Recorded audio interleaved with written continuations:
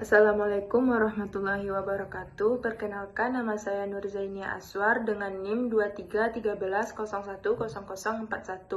Baik, saya akan mempresentasikan hunting proposal skripsi hukum keluarga yang ditulis oleh Alfat dengan judul Konsep Kemampuan Suami dalam Melaksanakan Kewajiban Nafkah menurut Hukum Perkawinan Islam atau Studi Kasus Nagari di Tanjung, Kecamatan Kota 7, Kabupaten Sejunjung. Baik, saya akan membahas bab 1, latar belakang dari proposal ini.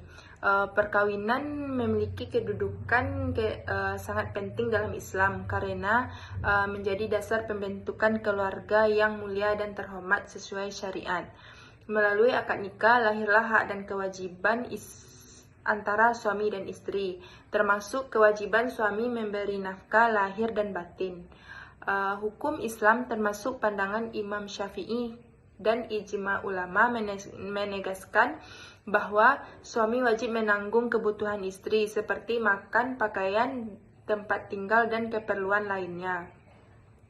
Dalam realitas sosial sering terjadi keseimbangan antara nafkah yang diberikan suami dengan kebutuhan ekonomi keluarga.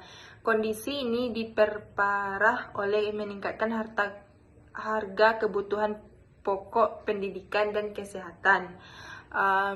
Kasus di Nagari Tanjung, Kecamatan Kota 7, Kabupaten Sejunjung menunjukkan bahwa meskipun para suami telah berusaha memberi nafkah sesuai dengan kemampuan, banyak istri merasa nafkah tersebut tidak mencukupi kebutuhan keluarga. Ini menimbulkan potensi konflik rumah tangga dan menjadi tantangan tersendiri dalam mencapai tujuan keluarga sakinah mawaddah warahmah. Penelitian ini menekankan pentingnya pemahaman bersama antara suami dan istri mengenai konsep nafkah dalam Islam serta perlunya komunikasi dan manajemen ekonomi rumah tangga yang bijak dan agar terciptanya keluarga harmonis sesuai ajaran Islam.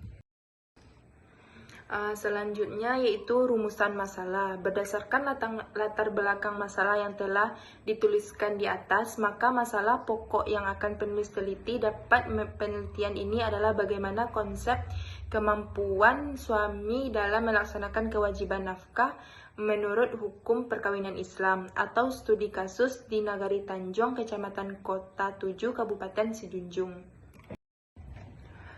Selanjutnya, pertanyaan penelitian. Yang pertama, bagaimana pelaksanaan kewajiban suami dalam memberi nafkah di Nagari Tanjung, Kecamatan Kota 7, Kabupaten Sejunjung.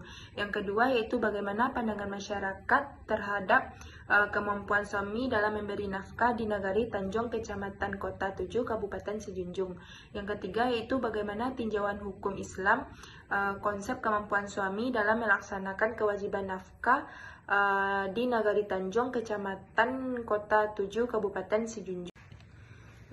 Selanjutnya yaitu studi literatur. Yang pertama, Dewi Maryam meneliti kurangnya nafkah sebagai alasan perceraian di Pengadilan Agama Yogyakarta atau putusan nomor 0355-G-2015-PA.YK.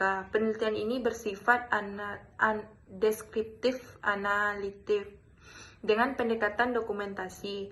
Hasilnya menunjukkan bahwa kekurangan nafkah menjadi faktor utama perceraian disertai pengaruh hubungan interpersonal antara pasangan. Yang kedua yaitu Weni Oktariani mengkaji kurangnya nafkah istri oleh selama pandemi COVID-19 di Waidadi Baru, Bandar Lampung. Penelitian lapangan ini menggunakan wawancara, observasi, dan dokumentasi. Temuan menunjukkan bahwa kondisi ekonomi saat pandemi menjadi alasan utama terganggunya kewajiban nafkah. Yang ketiga yaitu Oktavina Abrianti fokus pada hak nafkah istri dan anak yang diabaikan suami di Desa Purwodadi, 13A, Lampung Tengah. Penelitian deskriptif kualitatif ini menggunakan wawancara dan dokumentasi. Ia menemukan bahwa kelalaian nafkah terjadi karena faktor ekonomi, kurangnya tanggung jawab, dan lemahnya pemahaman hukum.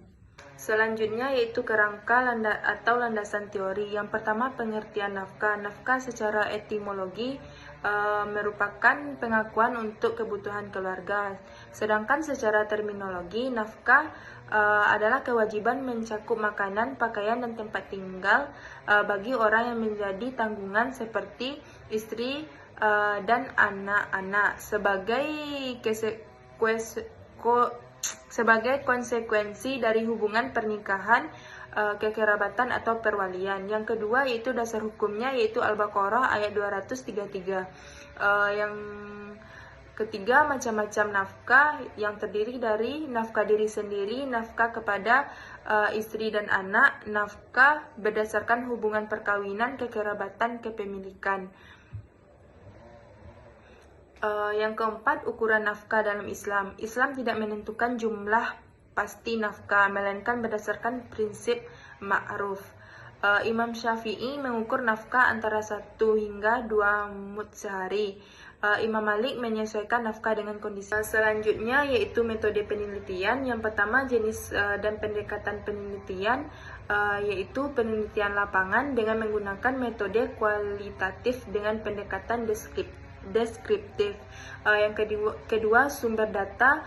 Yang pertama, sumber data primer adalah sumber data di mana sebuah data dihasilkan. Yang kedua, sumber data sekunder, yaitu sumber data kedua sesudah sumber data primer. Yang ketiga yaitu sumber data tersier adalah sumber data pelengkap dari data primer dan data sekunder. Yang ketiga, teknik pengumpulan data dan analisis. Teknik pengumpulannya yaitu yaitu berupa wawancara dengan para suami istri, masyarakat, tokoh agama, dan pejabat pemerintah Kenagrian Tanjung.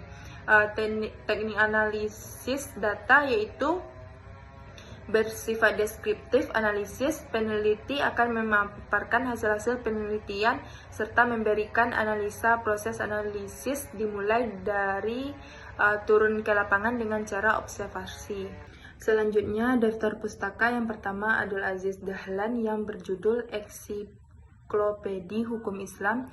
Yang kedua, Abdurrahman Fiqih Al-Mazahib Al-Arba'ah. Selanjutnya, Abdurrahman Al-Jazir Fiqih Al-Mahzib. Yang selanjutnya, Abu Bakar bin Syahid Muhammad Syattadimayati.